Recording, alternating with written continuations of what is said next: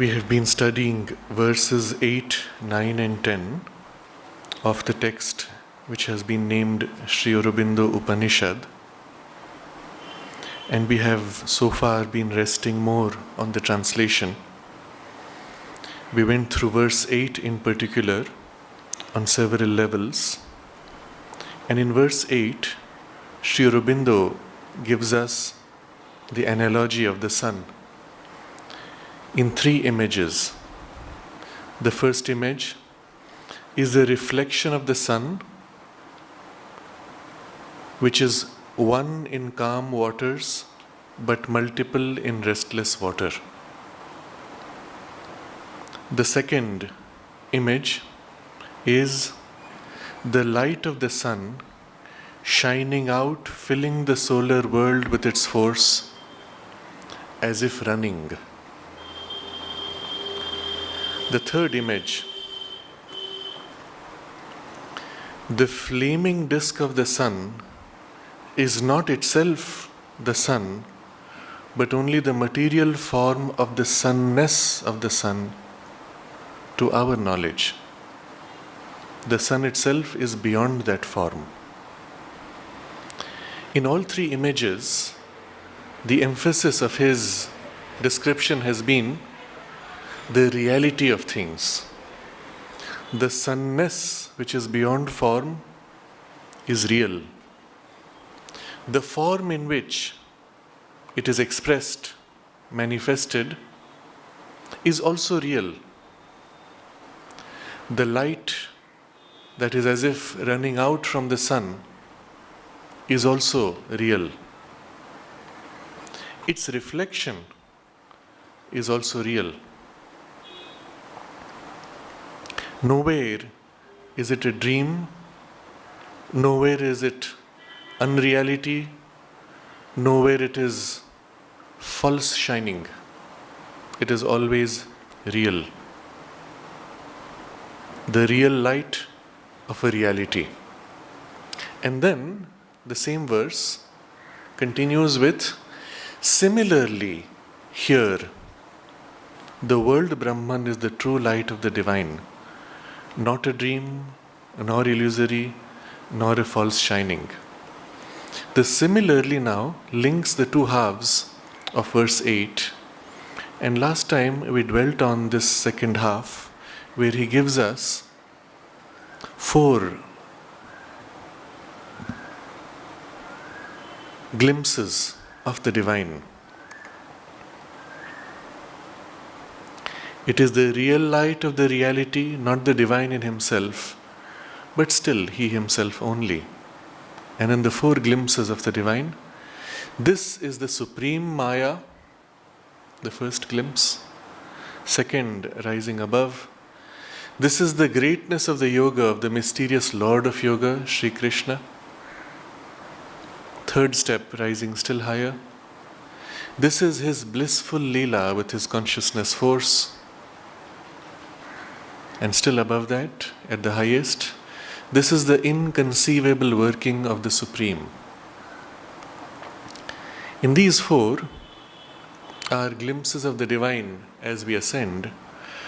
But remember, this second half of verse 8 relates to the first half with this word similarly. In Sanskrit, it is tatheha, tatha, like that, iha, here. So similarly here, the world Brahman is, and so on.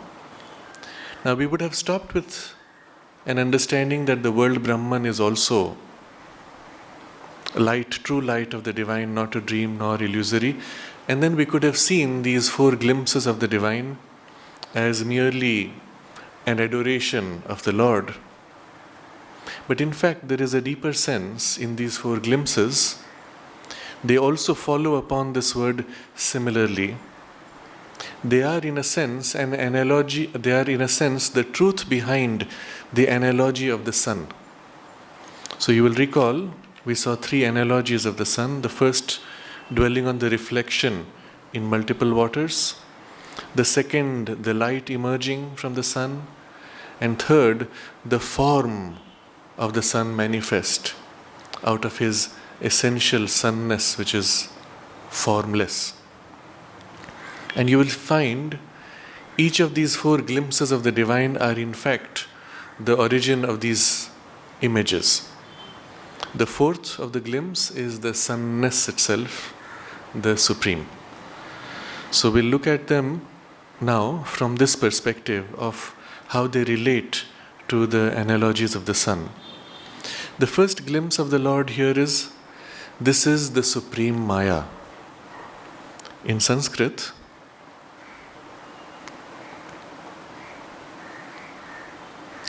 evam esha para maya. Esha, this, in feminine, para, the higher or transcending Maya. Simply translated, this is the supreme Maya. And the nature of the Maya, we saw last time, was from the root sense of to measure out. The casting out into form of something which is essentially formless. The expression in finiteness of that which is indivisibly infinite and complete. And this is the power of Maya, which is a creative power and not a power of illusion. But it is by this power that the multiplicity is cast out from an indivisible oneness. And you see in the first analogy of the sun, as the reflection of the sun is one in calm water, but multiple in restless water. And this power of expressing multiplicity out of oneness is that supreme Maya. The next glimpse of the Lord corresponds to the sense of the radiance of the sun. And this is in the translation. This is the greatness of the yoga of the mysterious Lord of Yoga, Sri Krishna. In Sanskrit, because the Sanskrit carries a much deeper suggestive nuance, Esha Yoga Mahatmyam Rahasya Mayasya Yogeshwarasya Krishnasya. This is the Yoga Maya, the greatness of the Yoga Maya, Yoga Mahatmyam, the greatness of the yoga of the secretive, Rahasya Maya, full of secrets, secretive Yogeshwara, Lord of Yoga, Krishna. So Krishna is described as the Lord of Yoga because all yoga is his yoga. There is no other yoga. And his yoga is full of secrets, Rahasya Maya. This in the translation does not come out at all. It is translated as mysterious Lord of Yoga. But Rahasya has the sense of secret, that which is hidden, that which is behind appearances. But Rahasya Maya is one who is full of secrets. There is an unending unfoldment. In the more modern usage, in the religious tradition, in the English language, the word that comes closest would be the mystery with a capital M. In the biblical tradition, this idea is used as a divine mystery. That is, as you dwell on the divine, there is this mystery of that which is not known, that which is revealed. But the deeper you go into it, the more you find. Unlike a human mystery, a human secret, if you reveal it, it is exposed and it is no more secret. The divine mystery is such that when it is revealed, you take a step inside and you find behind it so much more which is now hidden, more of the mystery. And you go deeper still to reveal more, and you find behind that still more. And the deeper you go, the more you discover. An analogy of that would be when we approach the ocean from far, from the edge, we see this surface of the water and the waves. But then as we come to the edge of the water and step in, we find, oh, there is something below, behind, hidden behind the appearance of the surface, within the waves, below the water's surface. And there's a whole world there. There are fish and there are these creatures and there is the sand. And it feels as if it is shallow water. But the deeper you go, the more you find greater depth. And at some point it is as if the bottom falls out below you at the continental shelf, and there is this depth of several kilometers, simply deep oceans and different worlds as if unfolding beyond, unendingly. Such is the nature of the Lord as Rahasyamaya, the one who is full of secrets, the mystery of the divine. So in the Sanskrit wording, Esha Yoga Mahatmyam Rahasyamayasya Yogeshwarasya Krishnasya. Of Krishna, who is the Lord of Yoga, from his mystery of secrets, it is the greatness of his yoga which we see. Yoga Mahatmyam. Mahan is great, Yoga Mahatmyam, the greatness of yoga. So behind the greatness of yoga which we see, which is what is being described, is the mystery of his secrets, and in his poise as Lord of Yoga, and in his name, the personality that we call Sri Krishna. We dwelt last time on the sense of the name Krishna. The word Krishna is used for black because black absorbs. But the real sense of the word Krishna is that drawing in, the attraction, the power to draw back, by which the Lord holds the universe in his arms and draws it back into himself. It is the magical power of attraction.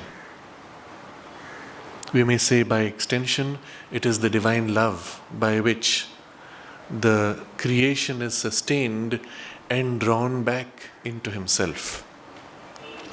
The mother narrates this in another deeply symbolic story when she describes how when the divine put himself into manifestation, there were 4 great powers, and they were given the freedom, the total freedom. And the total freedom includes even the freedom to go against the divine will. And to the extent that they go against the divine will, these 4 divine powers become the asuric, anti-divine powers.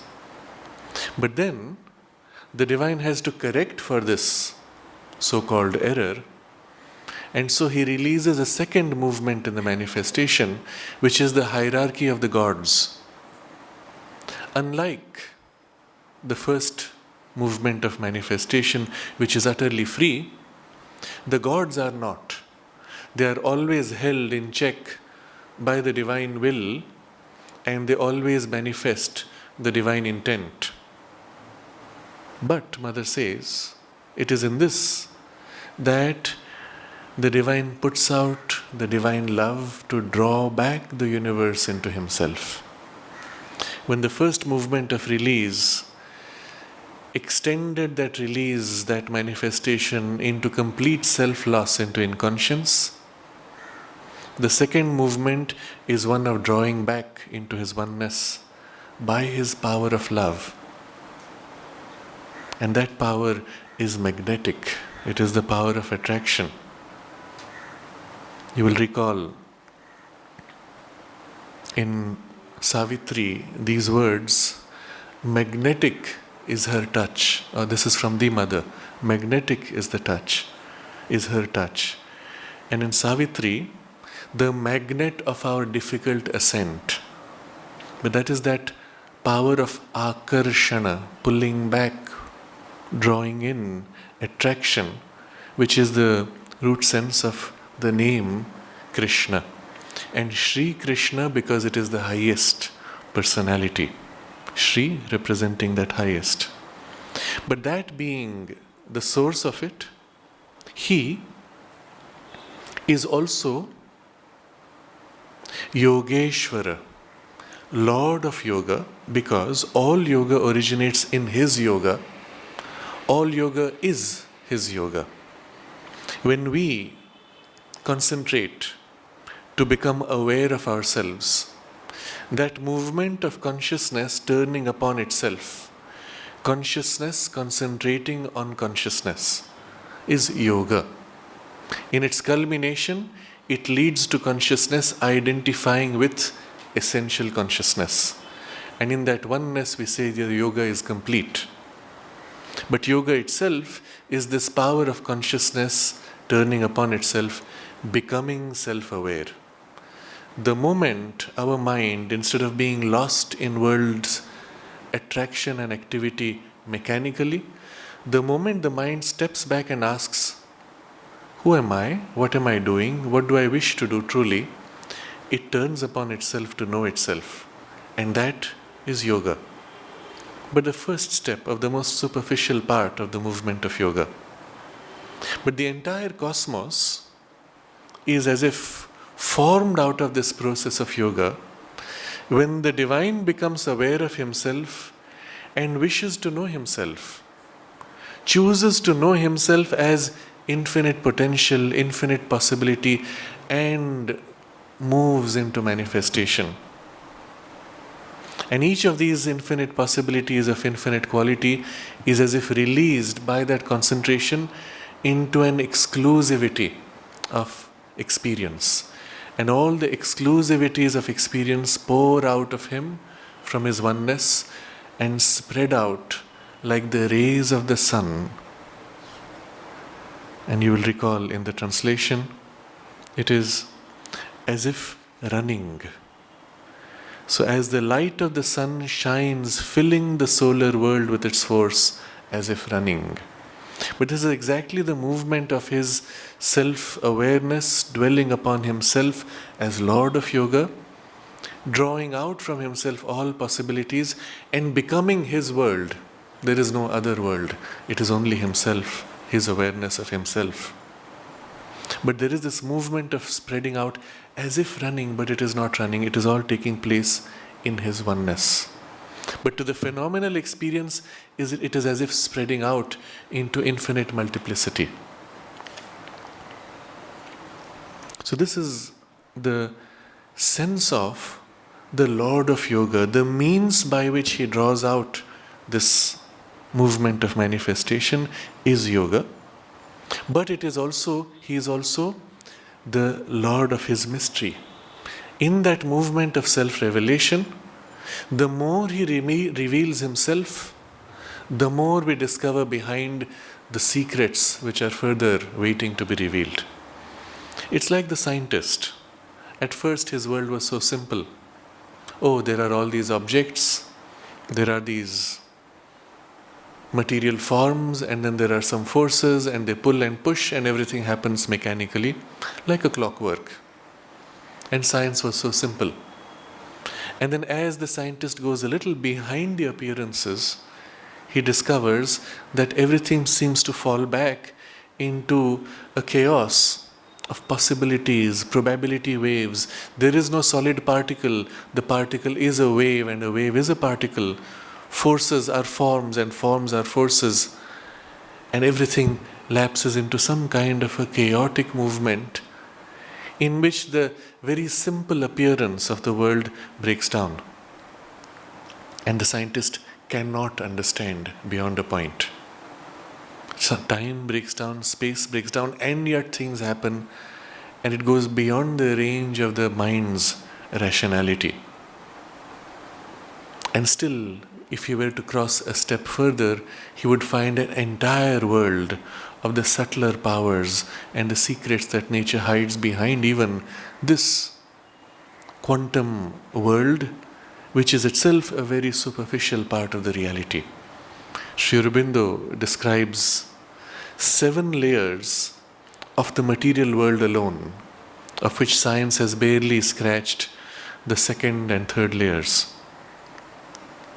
And then beyond that are the subtler worlds. So we see even in this movement of the manifestation, this power of his secrets unfolding. And therefore, he is described also as Rahasyamaya, the one who is full of secrets. We may even translate as Lord of Secrets.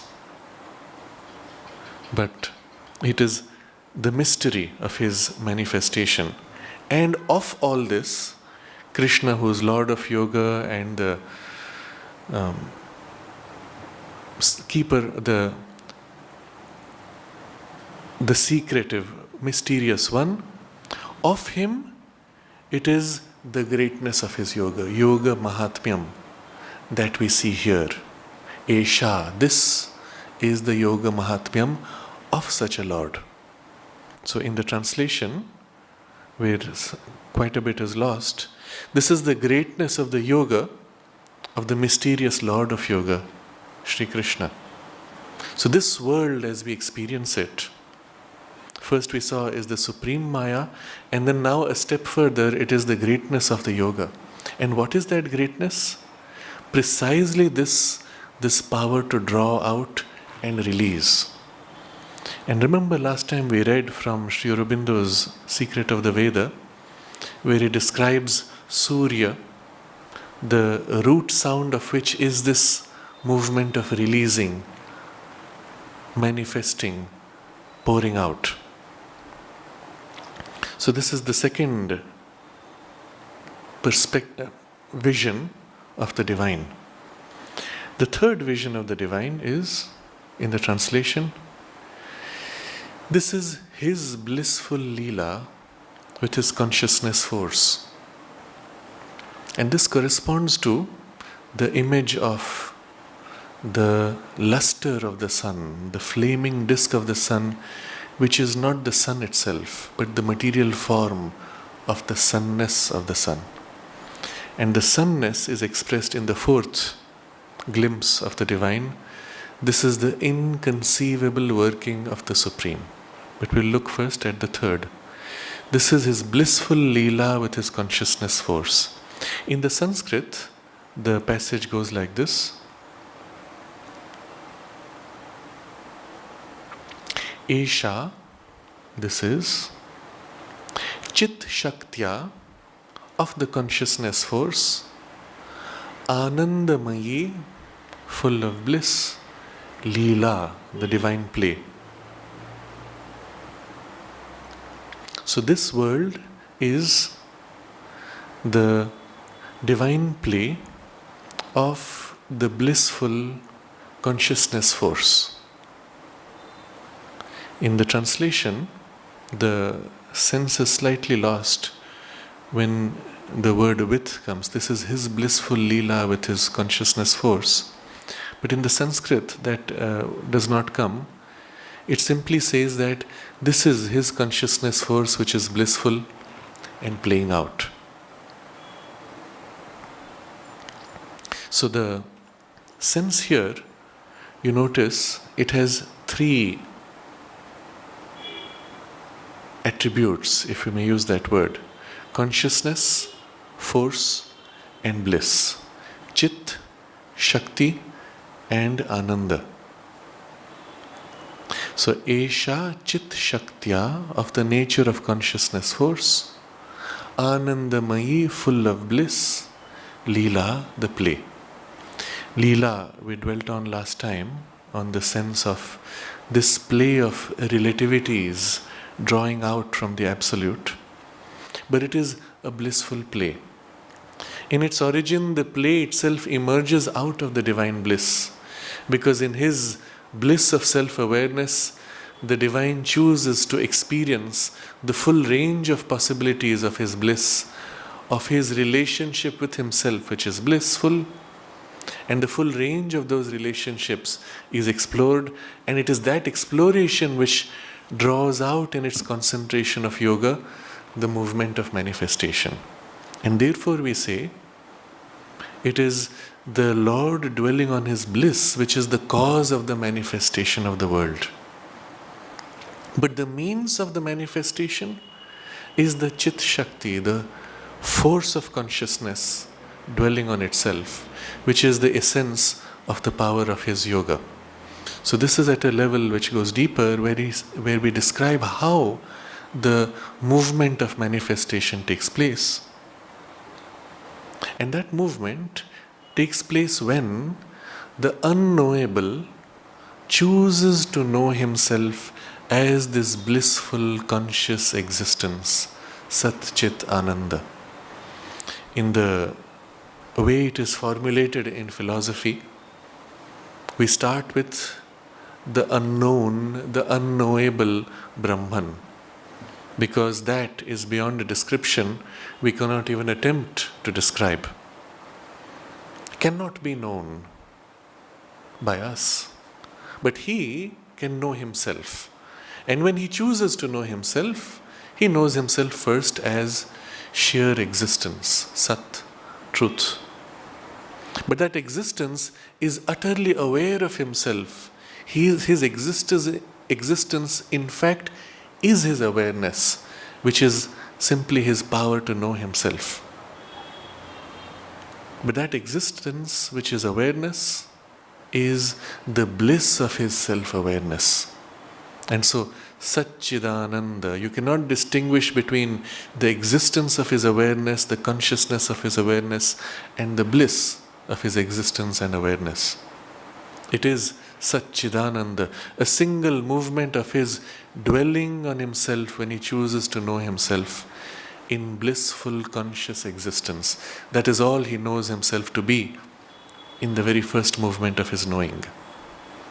And this is how the sunness becomes the radiant flaming disk of the sun. The sunness cannot be known, it cannot be seen. But when that sunness, which is the creative power of the divine, chooses to know itself, expresses its creativity, it naturally emerges as the form, the disk of the sun. And we, therefore, can know the divine best in the form in which he knows himself as Satchidananda. That is the closest to his unknowable reality. One could pass through those gates of Satchidananda into that, and then it is beyond description and therefore unknowable, and we merge into it. But when we choose to know himself the way he knows himself, it is Satchidananda. And thus, it is with the sun, the Surya as the creative power, Surya Savitra. When he expresses himself in manifestation, whether in the material world or in the subtle worlds or in the essential movement of his creation, when he knows himself, it takes the natural form of this disk of the sun. There is a much deeper sense to this whole description, which is what we find in the supermind. And of this we will see an elaboration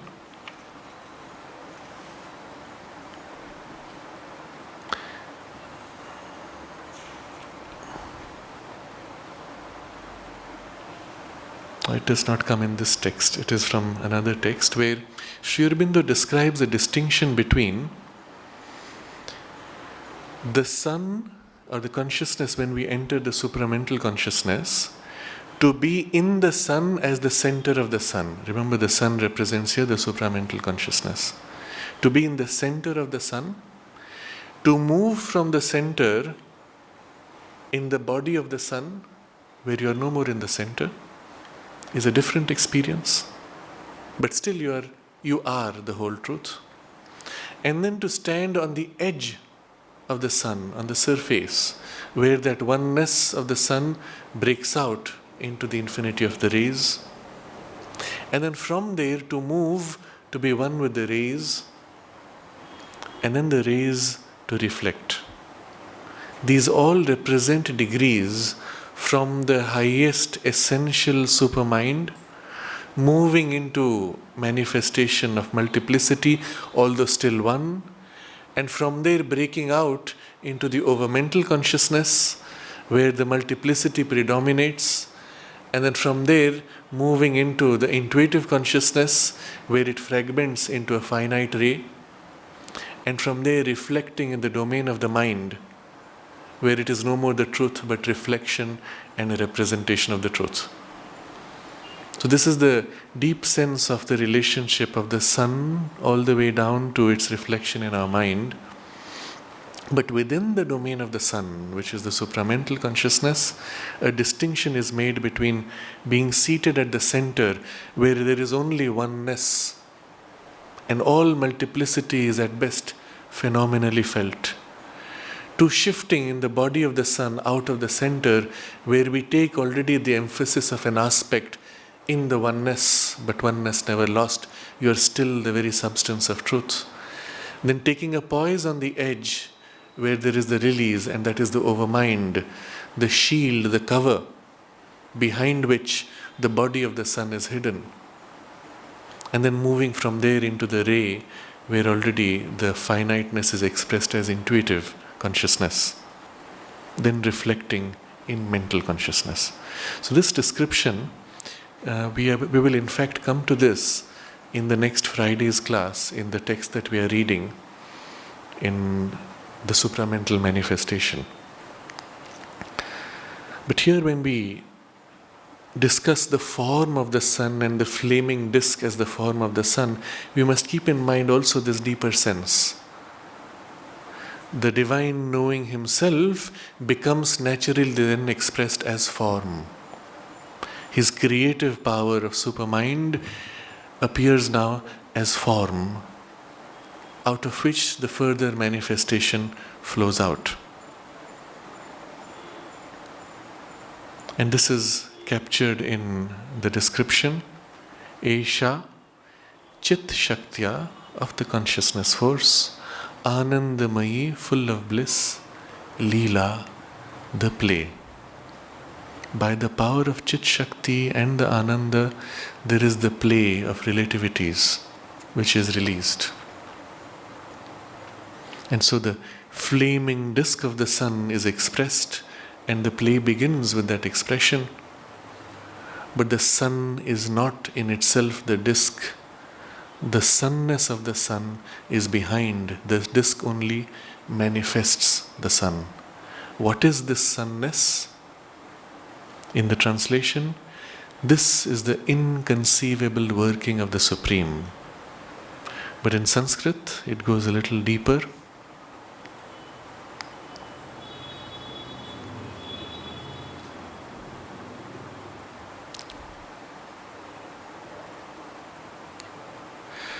Parasya tarkya gatihi. Parasya, of the Supreme, atarkya, which cannot be rationalized, gatihi, literally speed, but by extension the way of being, the way of expressing, the way of manifesting. But the sense of speed dominates, the movement, his way of moving. So in the translation you see how it is expressed. This is the inconceivable working of the Supreme. But when we speak of atarkya, tarka is popularly understood as a rational discussion, a logical expression, or even debate. Logical, rational, understandable, which can be articulated in meaningful terms, internally consistent, holding together a structure, a form of thought. But when you say atarkya, which cannot be rationalized, which cannot be reduced to our understanding, which transcends rationality, understanding of mind, beyond our capacity to conceive. What speed, gati, way of being, way of expressing, working, manifesting. movement. So, literally translated, it would be of the Supreme, the inconceivable movement. So, in the highest, what we see is the sunness of the sun, but which cannot be known to the way that we know. And in that essence, it is not a static sunness. It is a movement, but a movement that cannot be known. When that movement moves into manifestation where it can be known, then we see the disk, the flaming disk of the sun, the Satchidananda. And when that flaming disk shines out to manifest, then we have the Satchidananda manifesting to become the full multiplicity of the world through the gateway of the power of the supermind. And when that radiance of the sun, the rays released, reflect and become multiple, that's the movement here that we see in the mind's perception, the fragmentation of reality. So you see, in these four glimpses of the divine, it is in fact the description of the divine as the world. But in the four glimpses, we are seeing the divine in a way, in his way of being, which to our sense appears as world. Think of it in this way, and now we reread the translation. Similarly, here the world Brahman is the true light of the divine. It is the real light of the reality. This is the supreme Maya. This is the greatness of the yoga of the mysterious Lord of Yoga, Sri Krishna. This is his blissful leela with his consciousness force. This is the inconceivable working of the Supreme. And throughout this, you can see as world Brahman. So this verse actually leads us to looking at the world itself from a deeper and deeper spiritual vision, in which the surface phenomenal experience of our senses recedes very rapidly, and we go to depths which are, to our conception, far beyond.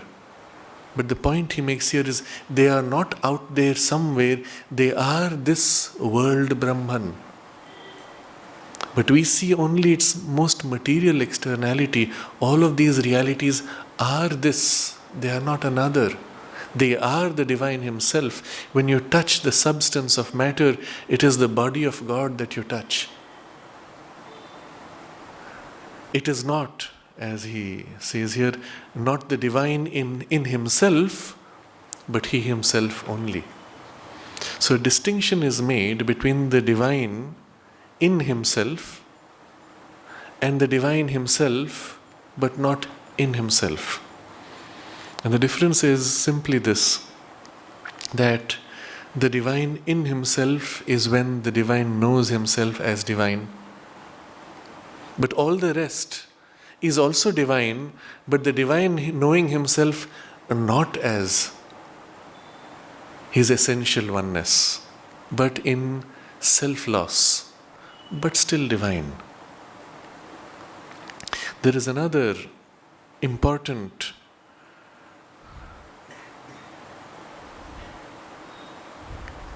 suggestion which comes with the way the divine is described in this entire verse.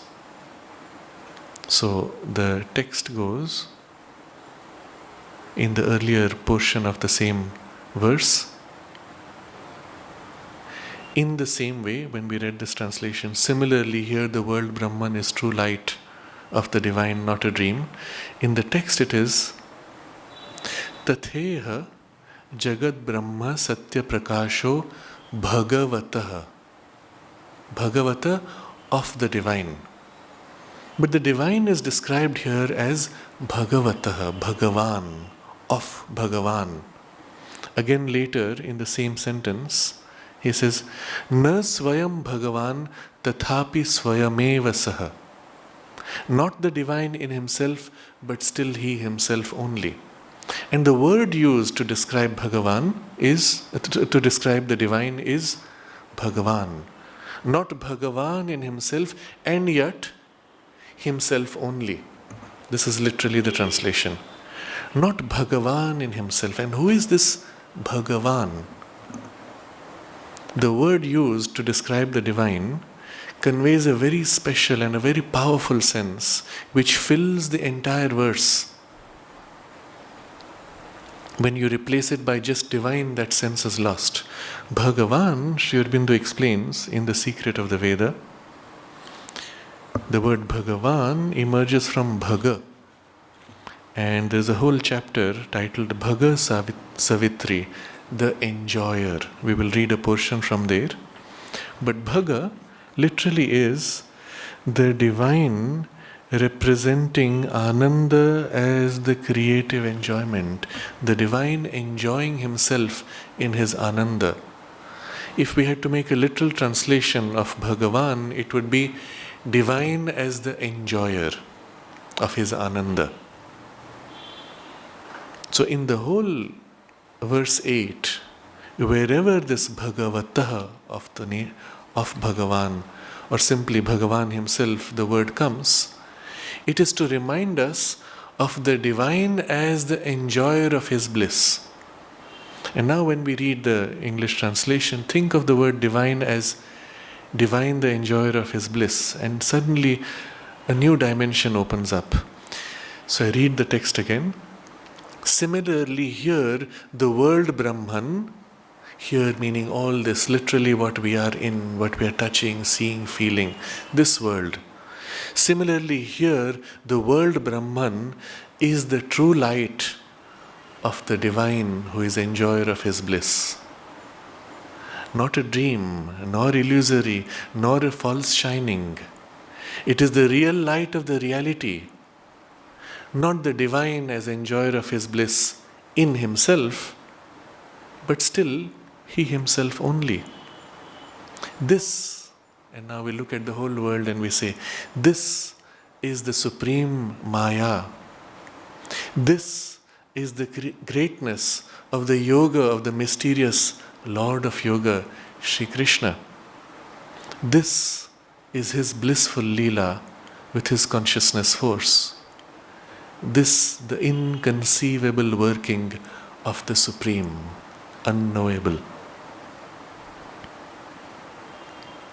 And you look at the world in this way, and you experience, you glimpse something of what the rishis meant when they said, all this truly is Brahman.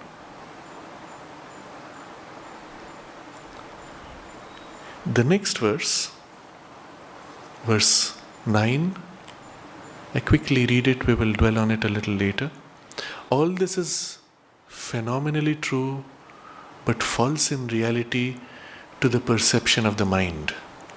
But for the complete, comprehensive knowledge, it must be said there is nothing unreal in the real Brahman. Whatever thus manifests, now verse 10, whatever thus manifests is the world bliss only. And you see now the full impact of this shortest verse of the entire Upanishad. Evam yat prakashate jagadananda eva tat. Thus, whatever illuminates in radiance of manifestation is the world bliss only, everywhere. This is the verse 10, literally translated. And you see how powerful, how profound the sense of these verses 8, 9, 10. There is a text in the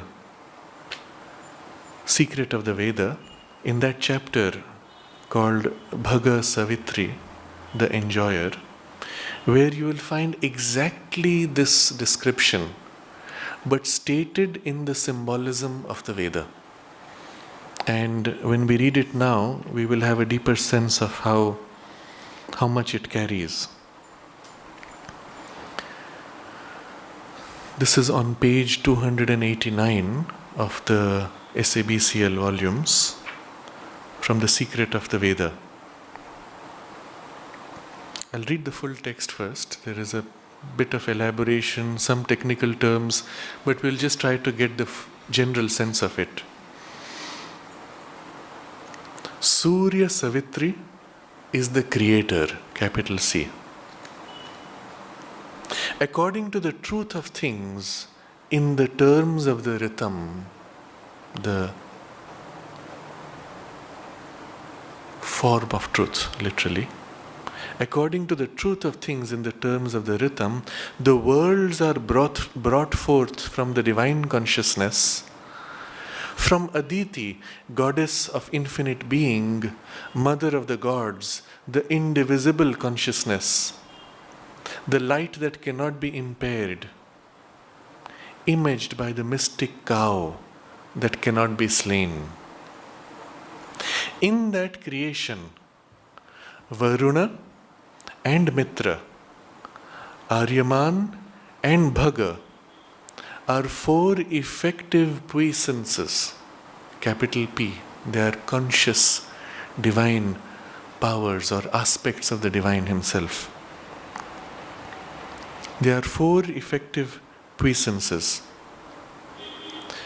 Varuna represents the principle of pure and wide being, Sat in Satchidananda. Aryaman represents the light of the divine consciousness working as force, the Chit Shakti, remember. Mitra, representing light and knowledge, using the principle of Ananda for creation, is love, capital L.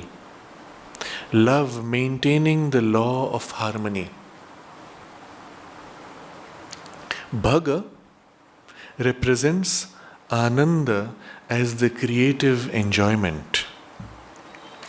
He takes the delight of the creation, takes the delight of all that is created. It is Maya, the formative wisdom of Varuna, of Mitra, that disposes multitudinously the light of Aditi brought by the dawn to manifest the worlds. You see, in this one paragraph, all that we have read and studied is expressed in different ways with a different symbolism, but you will see all the elements are there and pretty much in the same sequence.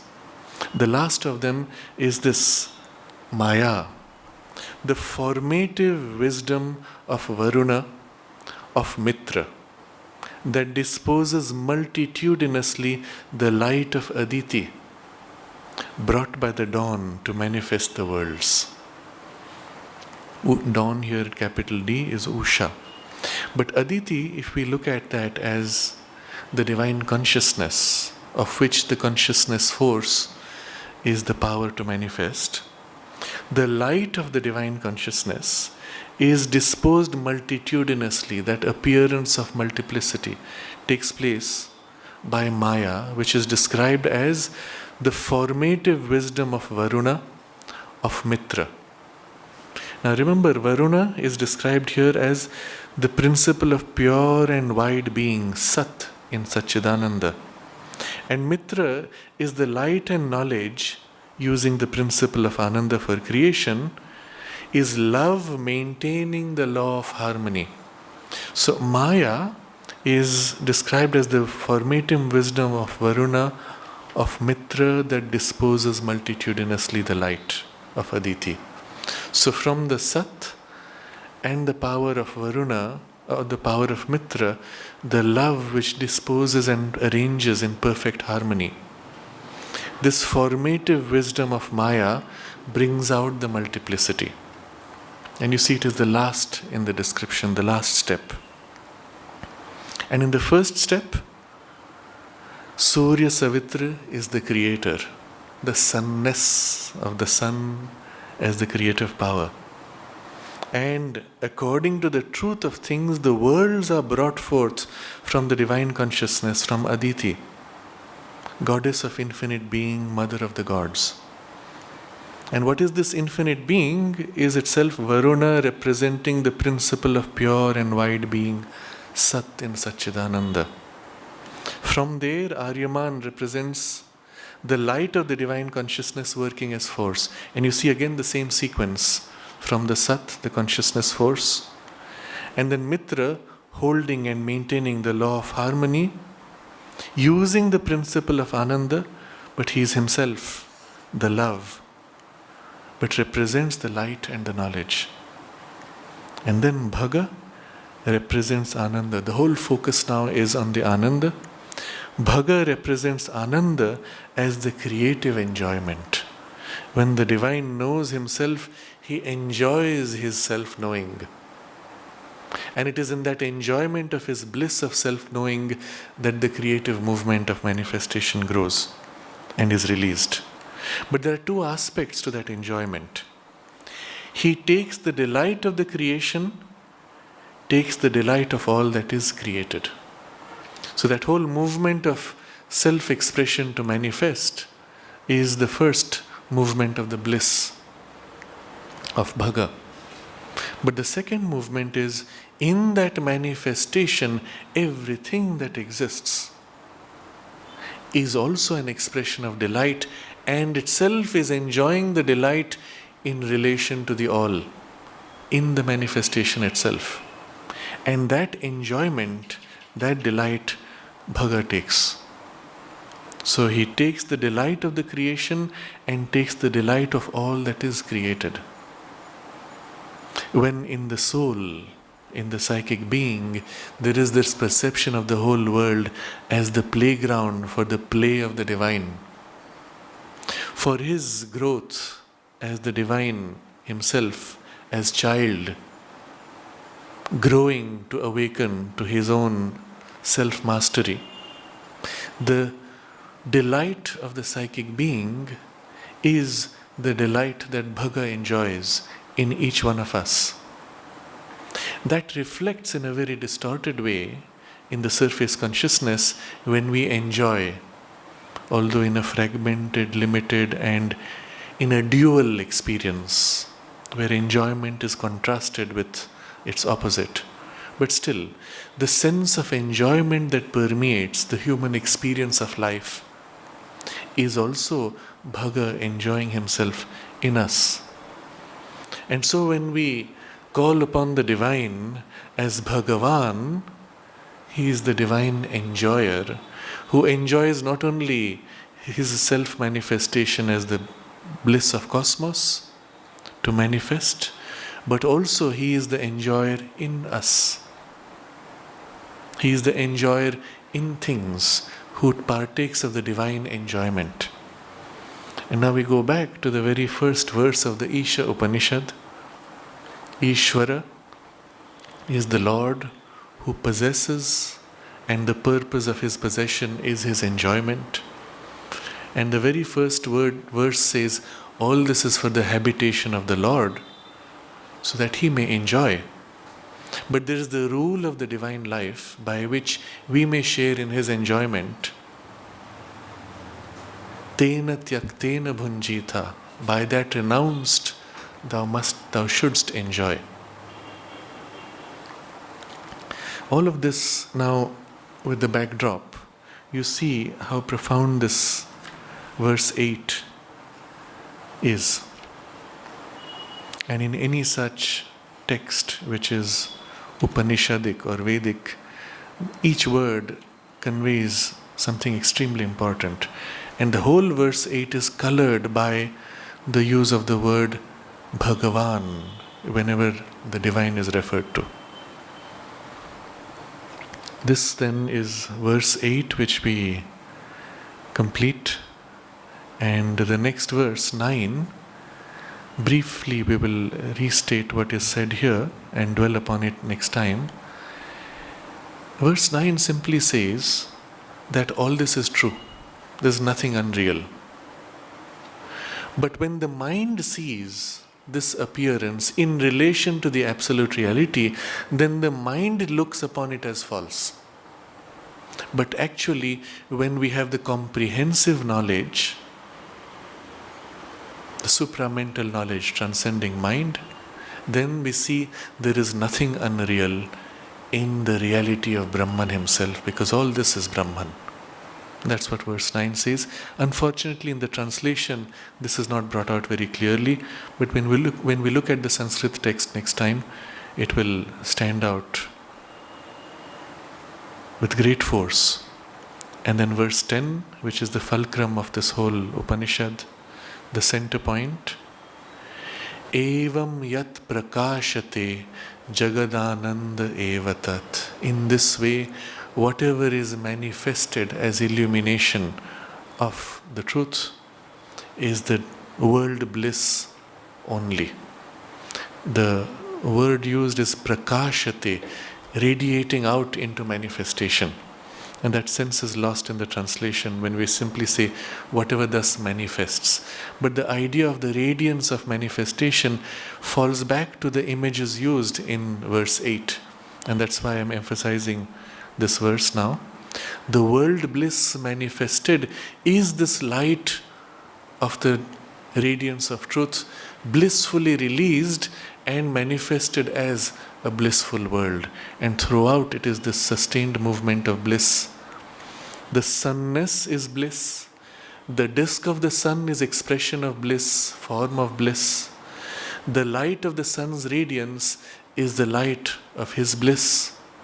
And its reflection and multiplicity expressed is also the multiplicity of his bliss in manifestation. And everything is thus the bliss manifested as world bliss.